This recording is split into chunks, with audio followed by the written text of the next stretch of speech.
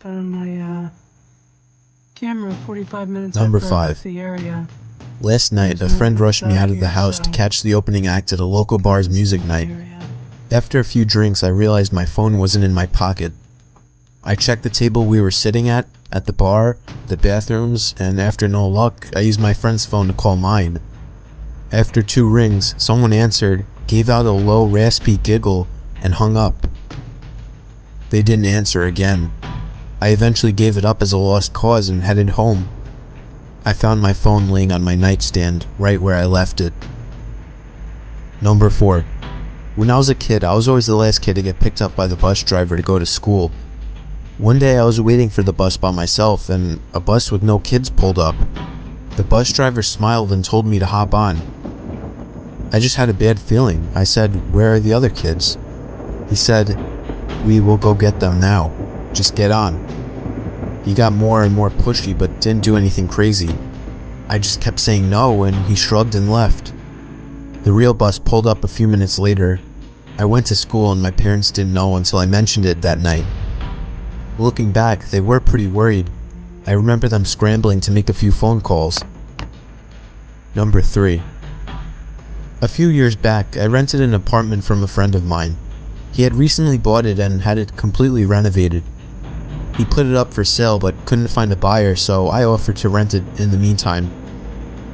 After moving in, I realized there was something wrong with the lady next door. She was about 45 but looked much older. She would sit up all night listening to Christian radio shows and talking loudly to someone. It got to the point where I couldn't sleep, so I went over to her place and asked her to keep it down. She opened the door and I got a quick peek. Her walls all had crosses painted on them in different colors, and words like Jesus and angels scribbled everywhere. The windows were painted black, letting no light in at all. It was damp, yellow-stained 50-year-old carpets, dog shit, and cockroaches everywhere. No dog, though. I asked her to please keep it down. She just looked at me and shut the door. Then she turned up the radio even louder. The next night I had my girlfriend staying over. I wake up in the middle of the night and see a shadow of a person next to the bed, looking at us sleeping. I think I'm hallucinating, as I usually do in the dark when I'm sleepy. But then the shadow starts talking.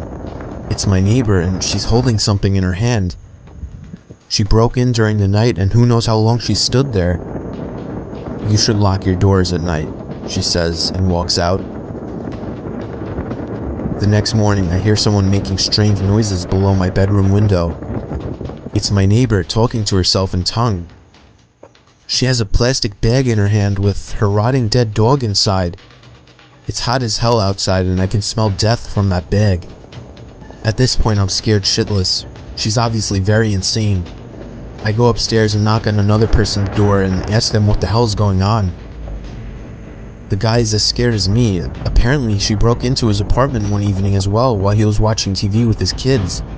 He got up from the couch to get a snack, only to find her behind the couch, staring at him holding a power drill. Come to think about it, now I know what was in her hand. At this stage, I'm basically shitting myself. I call the cops and they know all about her. Apparently she's a violent schizophrenic and she hasn't taken her meds, but they can't force her or enter her apartment without her permission because she owns it. The only thing they can do is get her when she goes outside. I sit up for the next 2 days, waiting for her to run out of cigarettes. When I hear her leave at 2 a.m. to go across the road to the 7-Eleven, I call the cops. They have 3 cars and a special van over in less than 2 minutes. They restrain her and throw her in the van and drive off to some institution, and in less than a minute, it's like she was never there. I never see her again. Still have nightmares about her looking at me in my sleep. Number 2.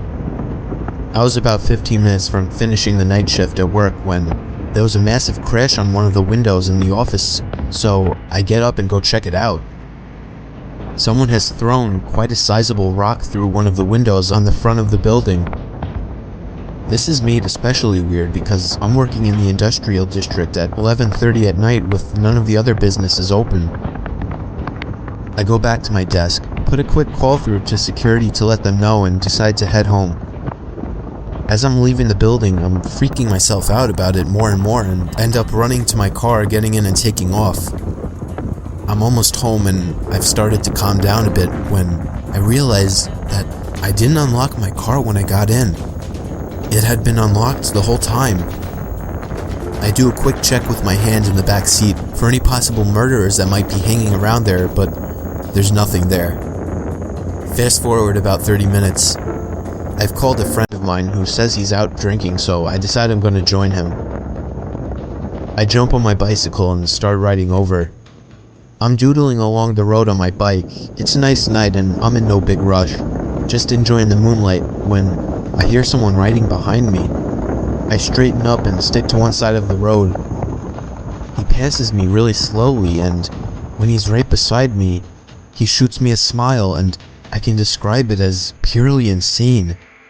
I kind of flinch and am taken aback as he rides on. That's when I realize he's riding my mom's bike. Needless to say, I sprint the hell home. When I get there, sure enough, her bike is missing and one of my car's doors is open. The back left one. I was driving and had no need to open that door. Number 1. I worked at a campground on night shift, 12 a.m. to 8 a.m. every night.